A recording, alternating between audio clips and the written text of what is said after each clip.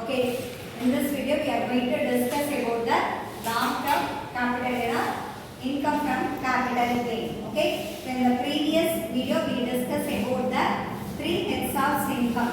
The first head of income is nothing but the income from salary, then income from house property. HP is nothing but the house property, then income from business or profession, then fourth category income from capital gain. The last one is income from other sources. Okay, so these are the five important heads of income under the income tax act. Okay, so every income, individual income, when we are supposed to calculate, at that time we are going to consider the any one of the heads of income. Based on that income only, we are going to calculate the tax concept. Okay, the totally we are having a five heads. Already I told you know. The first head is as an individual person, they might be recruited in any company. At that time, they have to receive the salary. Okay, so based on that salary, we have to calculate the first head of income, income from salary. Then second one is suppose that person they might be having some house or apartment or flat. At that time, so based on their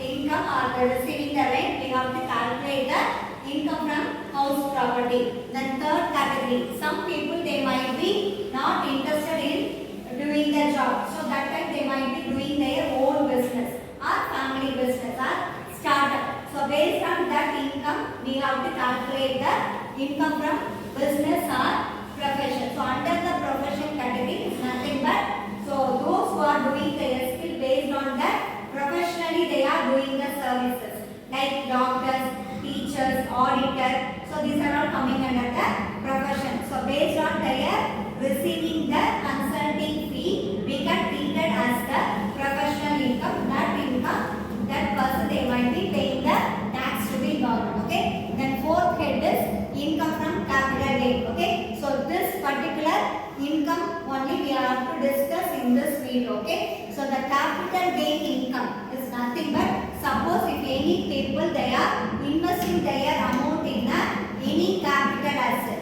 Okay, so the capital asset suppose they are holding period, they have to might be in within that 3 months or more than 3 months. Based on that holding period, we are supposed to transfer that holding. Okay, so transfer is nothing but we are now to maybe it is in the sale of the asset, or they have to transfer the asset in from one category to another category. Okay, that kind of activity in case they might be receiving some gain, that is called it as a capital gain. So simply we tell the capital gain is nothing but the transfer of capital asset. So the transfer is nothing but they might be sale, or sometimes they have to change the category, others change the form.